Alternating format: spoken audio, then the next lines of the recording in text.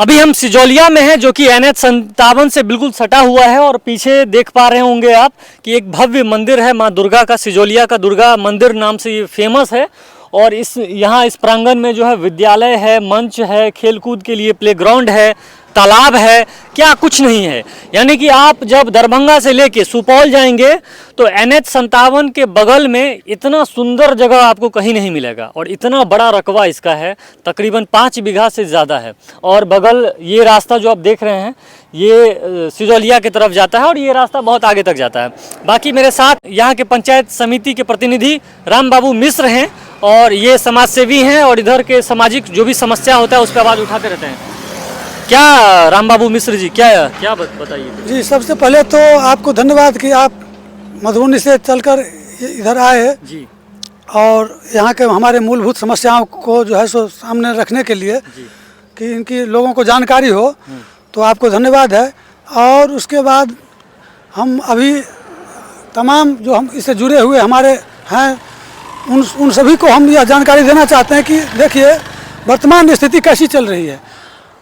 अभी यहाँ पर मैं कुछ दिन पहले जो है सो 6 जून की बात है, 6 जून को जो है सो यहाँ पर मैं ये प्रधानमंत्री ग्राम सड़क का निर्माण हो रहा है। अच्छा। जो यहाँ से 5 किलोमीटर तक अभी जीर्णोद्धार हो रहा है, अनुरक्षण कार्य चल रहा है। हाँ। तो इसको हम यहाँ पर मैं 500 फीट पहले 400 फीट पहले इसको रोक लगाने के लिए दरभंगा के जो है सो एसी से बात किए हुए थे, RWD के एसी से। उसके बाद पटना के जो है सो चीफ हैं मुख्य कार्यपालक अभियंता पटना कि सर यहाँ पर में ढलान जो है सो बहुत ऊंचा है और 15 सालों से हम लोग 2010 से हम लोग पीड़ित हैं और यहाँ पर पहाड़नुमा ढलान है, बहुत स्पीड में गाड़ी चलानी पड़ती है जो कि सामने आ रहे वाहन के अंदर घुस जाने का डर रहता है। तो यहाँ पर मैं इसको जो है सो अभी यहाँ 400 फुट रोक दिया जाए, हम लोग इसको एस्टीमेट बाद में बनवा के ऊँची करके एक रोड बनाएंगे। अच्छा। उन्होंने पटना वाले ने कहा, पटना से मुख्य अभियंता ने चीफ ने कहा दरभंगा एसी ने कहा यहाँ के एग्जीक्यूटिव को काम रोक दीजिए। फिर भी ये लोग काम कर ही रहे थे। फिर हम ऑन स्पॉट बात करवाए दरभंगा RWD एसी से, यहाँ के जो है सो SDO RWD SDO को। तो उन्होंने एसी ने कहा कि काम अभी आप रोक दीजिए, हम आपके साहब से बात कर लिए हैं, DPR एस्टीमेट बना के इसको हम ऊंचाकरण कार्य करेंगे ढलान का। तो ऐसी बात हुई और देख लिया इसमें कितना क्या माजरा हो गया। क्या तो माजरा हुआ? माजरा ये हुआ कि उनके कहने के बाद उन्होंने कहा उन लोगों ने कहा था, रोका हुआ था, फिर भी कर रहे थे। फिर हम ऑन स्पॉट बात करवाए तो उन्होंने कहा कि आपको साहब को हम कह दिए हैं, आप काम रोक दीजिए। क्यों कहना पड़ा? पहले कहे हुए थे फिर भी ये लोग काम कर रहे थे, तो ऑन स्पॉट बात कराना पड़ा। फिर इन्होंने कहा कि सर 3 मीटर की ऊंचाई है, क्या करें? तो उन्होंने कहा कि 1:30 का रूलिंग ग्रेडियंट लेना होता है। 3 मीटर की ऊंचाई में आपको जो है सो 90 मीटर पीछे से आपको लेना पड़ेगा। हो सके तो कीजिए, नहीं तो छोड़ दीजिए। तो RWD SDO ने कहा कि ठीक है हम प्रयास करते हैं सर, होगा तो कर देंगे, नहीं होगा तो छोड़ देंगे। तो उन्होंने कहा ठीक है, हो सके तो कीजिए, नहीं हो तो 90 मीटर छोड़ दीजिएगा। और उन्होंने उसके बाद क्या किया, देख रहे हैं यहाँ सामने 15 मीटर करीब NH के अंदर और 15 मीटर जो है सो NH के बाहर 30 मीटर तोड़ के और इसमें 150 करीब टेलर मिट्टी डाल के और इसी को जो है सो कंप्लीट पिचिंग करके जाने वाले थे कि हम इसको करके चले जाएंगे, ये हो जाएगा इसी तरह। हम लोगों ने अपोज किया, रिजिट हो गए कि नहीं, खाना पूर्ति किया जा रहा है, खाना पूर्ति की जा रही थी। हमने कहा कि नहीं, गाइडलाइन के हिसाब से काम कीजिए। सर्वेयर को भेजा गया दरभंगा से, यहाँ टेलीस्कोप लगा के दूरबीन से इंजीनियर सर्वे करके गए। हमने कहा सर्वे क्या कहता है, गाइडलाइन क्या कहता है, वैसे आप कीजिए ढलान। अभी कुछ हुआ नहीं, आप देख रहे हैं, दिखा सकते हैं कि ये ढलान वैसे का वैसे ऊपर चढ़ रहा है, बराबर ही है। तो यानी कि दोस्तों देखिए, एक बार इधर दिखाइए, ये जो NH-57 है, ठीक है, और यहाँ से जो स्लोप है इस रोड का वो काफ़ी डेंजरस है। अगर कोई चढ़ता है तो ये खड़ी ऊंचाई है जिसके कारण बाइक जो है बैक होने लगता होगा और कई बार अगर ये स्पीड होते होंगे तो इस ट्रक में या किसी में जो है एक्सीडेंट होने का भी डर है। तो इनकी मांग है कि ये स्लोप जो है थोड़ा कम हो। तो हम मांग किए थे, तो उसके बाद में उन लोग मानने को तैयार नहीं थे कि DPR नहीं है। तो हमने कहा DPR नहीं तो आप तोड़े क्यों? और सर ने कहा था कि छोड़ देना है, फिर आप छोड़ देते, DPR बना के 6 महीना बाद होता। चलिए, सड़क की समस्या तो है ही बहुत ज्यादा, तो अभी यह है कि उन्होंने इसको तोड़ दिया फिर और करना चाहे जबरन। तो हम लोग धरना प्रदर्शन पर गए, RWD के ऑफिस में धरना प्रदर्शन किए कि ये गाइडलाइन के हिसाब से इनका निर्माण हो। तो तब जो है सो ये काम छोड़ के और एस्टीमेट विभाग को भेजा DPR बनने के लिए। अब ये 4-6 महीना कब होगा नहीं होगा, तब तक तो इसको जो है सो सामने मटेरियल पड़ा हुआ था जो इसको तोड़ के रखे हुए थे, वो मटेरियल डाल के इसको रोलिंग सोलिंग कर देते। बरसात में ये धंसता है, ट्रक फंस जाता है, JCB से खींचना पड़ता है। और प्राइवेट जेसीबी मंगा के हम लोग वही मटेरियल उस पर डाल के रोलिंग करवाते हैं। तो इस पर कुछ मटेरियल डाल के इसको रोलिंग करते हैं।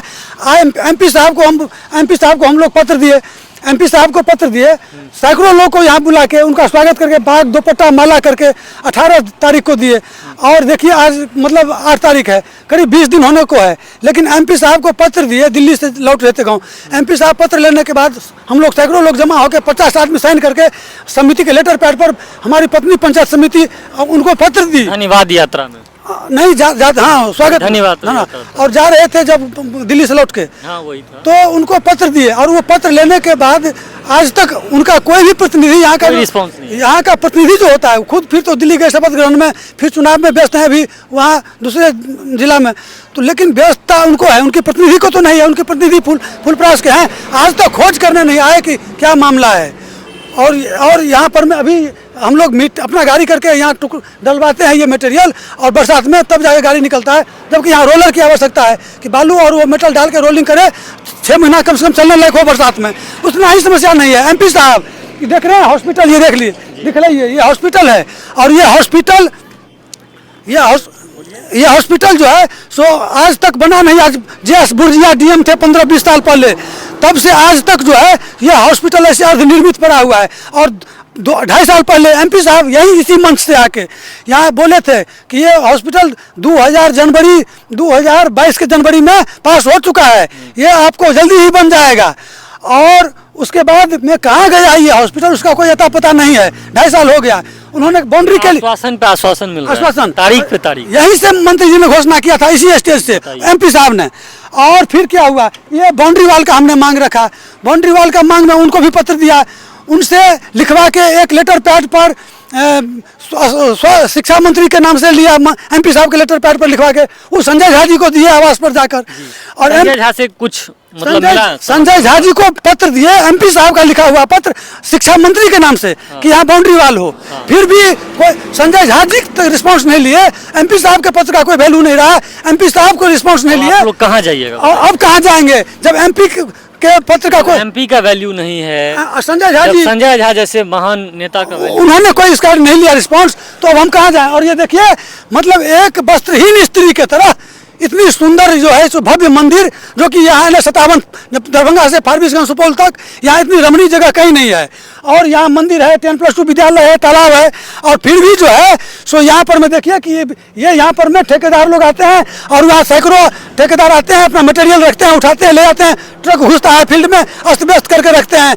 तो कहना हुआ कि यहाँ पर में एक बाउंड्री के लिए एक बाउंड्री के लिए, एक अस्पताल के लिए जो एमपी साहब आश्वासन दिए, जो पत्र जो संजय झा जी तक को प्राप्त है, शिक्षा मंत्री के लिए एमपी साहब का लिखा हुआ, और एमपी साहब को पत्र प्राप्त है हमारे लेटर पैड पर, और अस्पताल के लिए उन्होंने कहा था, ये सब सारा बात ठंडा अवस्था में रह गया।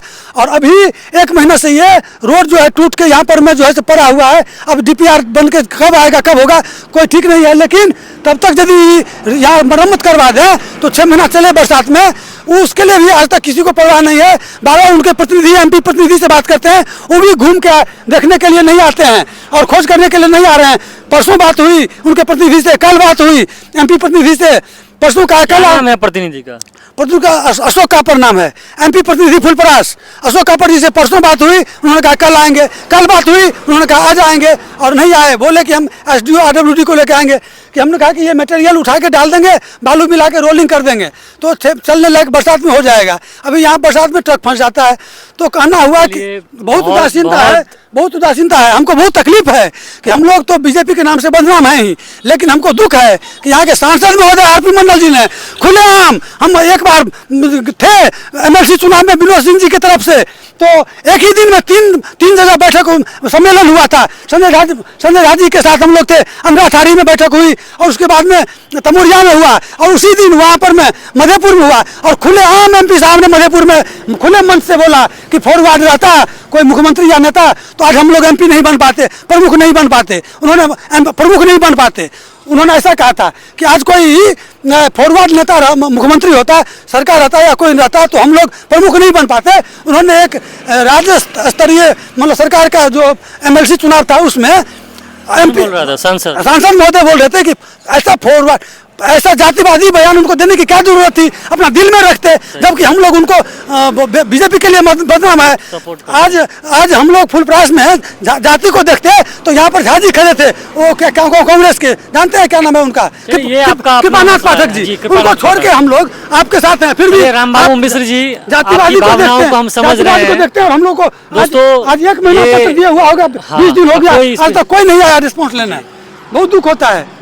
तो अभी मैं सिजोलिया में था और यहाँ की सड़क समस्या और सिजोलिया जो भव्य मंदिर है और इसका जो प्रांगण है, इसकी समस्याओं के साथ मेरे साथ थे यहाँ के पंचायत समिति के प्रतिनिधि रामबाबू मिश्र। और आपने देखा कि एक चुनाव के समय जो है नेता कैसा बयान देते हैं और चुनाव जीत जाने के बाद जो है वो उस पर बिल्कुल भी ध्यान नहीं देते हैं। इसका वीडियो है। तो रामबाबू मिश्र के साथ मैं दिग्विजय प्रताप झा, आप देख रहे थे मिथिला टीवी न्यूज़। धन्यवाद।